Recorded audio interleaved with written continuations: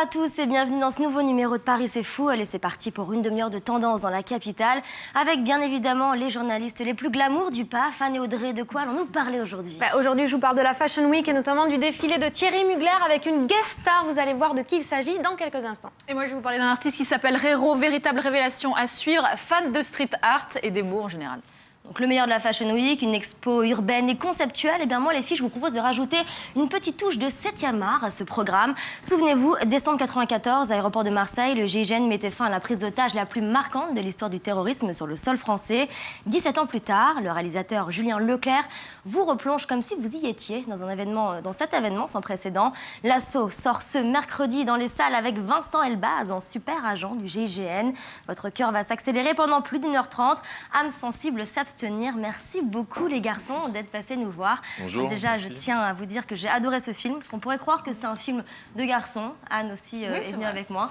Et bien pas du tout. Déjà, ça c'est un truc qu'il faut savoir. Les femmes aussi peuvent y aller. Alors première question pour vous, Julien. Vous aviez 14 ans, je crois, quand l'événement s'est déroulé. À ce point-là, ça vous a marqué pour avoir envie de faire un film?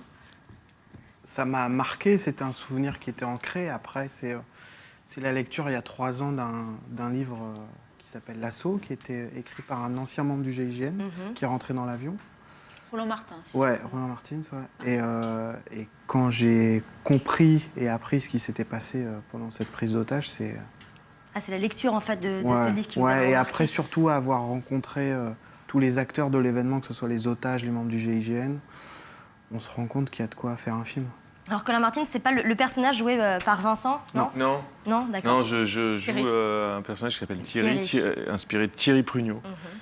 Et non. Qui est un des meilleurs agents du GIGN. Est-ce que toi aussi, on peut se tutoyer, Vincent, je me permets. Bien sûr. Est-ce que toi aussi tu étais devant ta télé, comme 21 millions de Français, je crois, lors de cette prise d'otage? Oui, je me souviens des images très très marquantes de la prise de l'avion par le GIGN, qui arrive sur des passerelles, des types cagoulés en noir, des grenades qui explosent dans le cockpit, on ne sait plus ce qui se passe.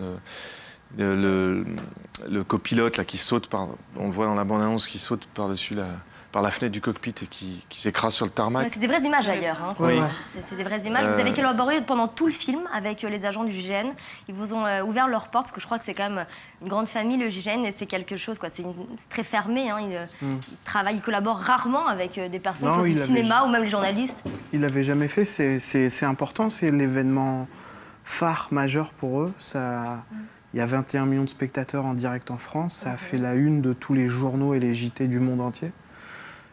C'est une totale réussite. Il y a 172 passagers, ils sont tous évacués. Et c'est vrai que je pense que moi, je ne pouvais pas faire le film sans eux. Et le fait qu'il y ait un film sur l'événement qui se fasse, eux ne pouvaient pas... Ils n'ont pas mis leur veto sur certains points. Ils vous ont dit non, ça ne vous touchez pas ou non. Non. Ils sont même dans le film aussi. Il y a des vrais membres du GIGN dans l'avion. Oui, c'est pas un événement sur lequel il y a une polémique, où il y a il y a pas de, une ambiguïté. En tout cas, ils ne s'étaient jamais entraînés avec des civils, je crois pas. Allez, on va en reparler dans quelques instants. Après l'assaut de cet avion, petit jeu de mots, place à l'assaut des podiums avec Audrey. On en reparle juste après du film. C'est parti.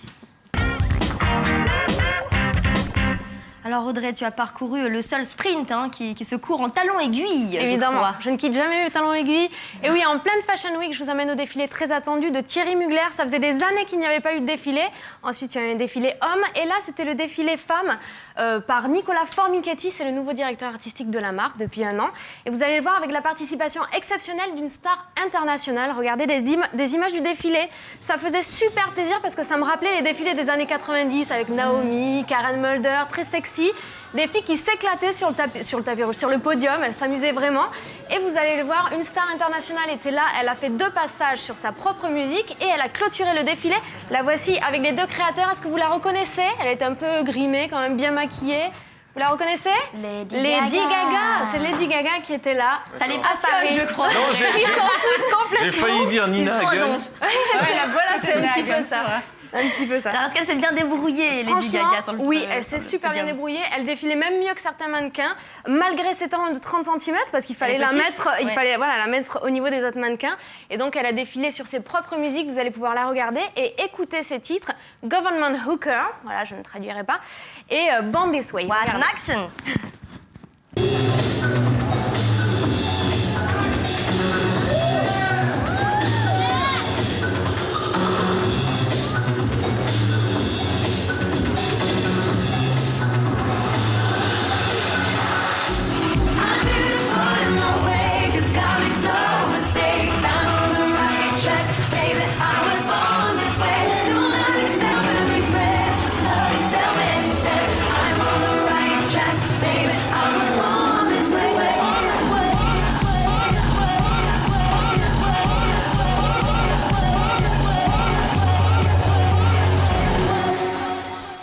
Alors comment elle s'est retrouvée là, Lady Gaga? C'est Oui, assez, c'était dans un gymnase improbable. du 11e arrondissement. Que fait Lady Gaga ici? Bon, on la connaissait, passionnée de mode.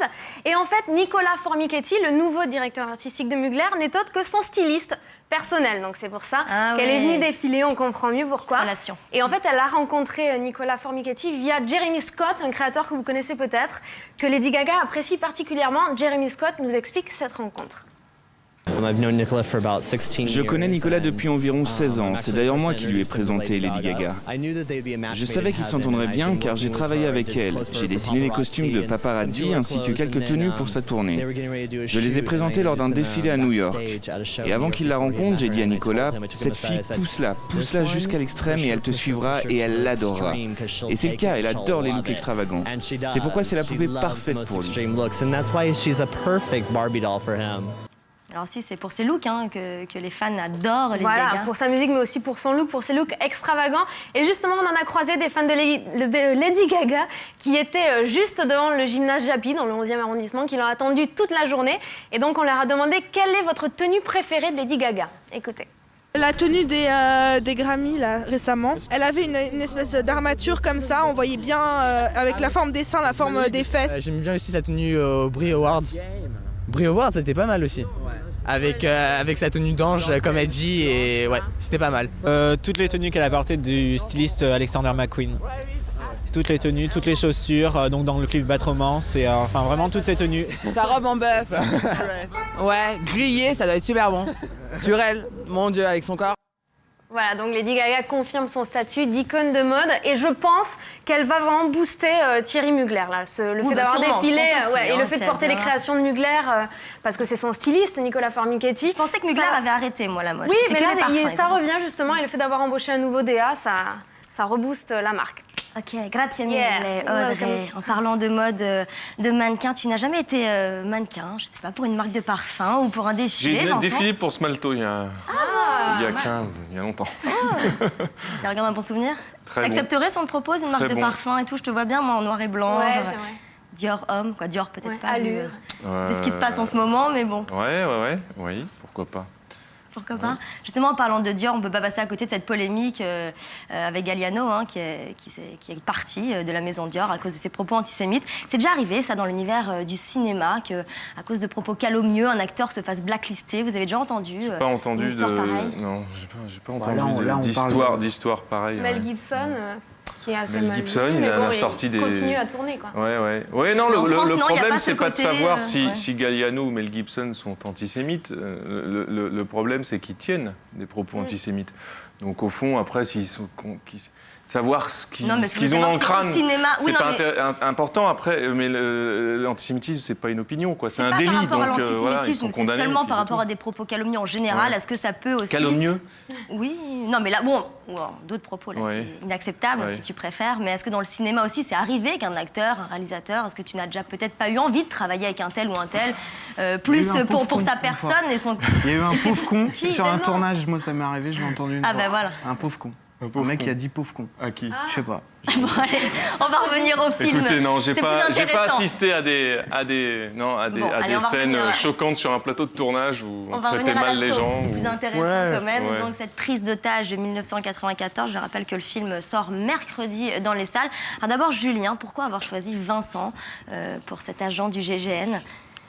Pourquoi je pense que c'était une bonne chose parce que je l'ai rencontré à un bon moment de sa vie. Je sais pas si on peut dire ton âge, mais il vient de passer un cap, je pense, dans sa vie perso, et où il voulait changer, tu me dis si je me trompe, changer de registre. Et c'est vrai que quand les gens voient le film, les gens ne reconnaissent pas déjà physiquement Vincent de ses 10 dernières comédies. Et ça, c'est plutôt bien. Et c'est un acteur super, c'est pas parce qu'il est là que je le... Il a énormément travaillé, c'est vrai qu'il s'est... Justement, est-ce que tu as suivi un entraînement particulier, Vincent, avec le GGN? Est-ce que tu les as suivis? Oui, il n'y avait pas que moi, on était 4 acteurs, avec Grégory Dérangère, Philippe Cura, Philippe Bas. On s'est entraînés pendant 4 mois, avec d'un côté le GIGN, des stages commando, des briefings sur l'assaut, des cours théoriques, voilà. Et puis de l'autre côté, on a été chez Fit One, c'est une salle de muscu. Et on a fait de la muscu avec un coach particulier, etc. Non, Juste, puis finalement, juste impressionné pour la être première crédible fois dans la cohorte d'hommes, parce qu'il fallait s'insérer dans une cohorte d'hommes sur une passerelle, et ces hommes-là sont des vrais membres du GIGN. Donc, en tant qu'acteur, on n'avait pas trop le choix, il fallait se préparer, et moi j'aime ce genre de préparation, j'adore ça. D'en parler, ça donne envie de À condition que ça soit oui. pour un bon scénario et un film qui vaille le coup. Et ça l'a été. Voilà, ouais. Allez, je vous propose tout de suite d'en regarder quelques images. L'assaut, voici à quoi ça ressemble.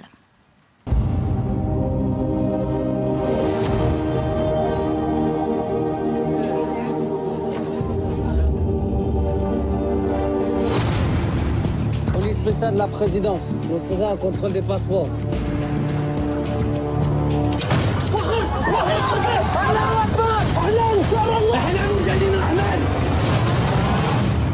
Le GIA n'a pas encore revendiqué, mais ça porte leur signature.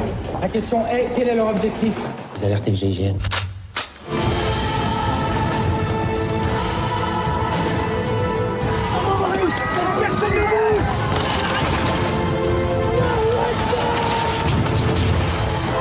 Target dans 3 secondes. 3. Arrêtez de tirer dans le poste. 2. Il reste des Français vivants. 1.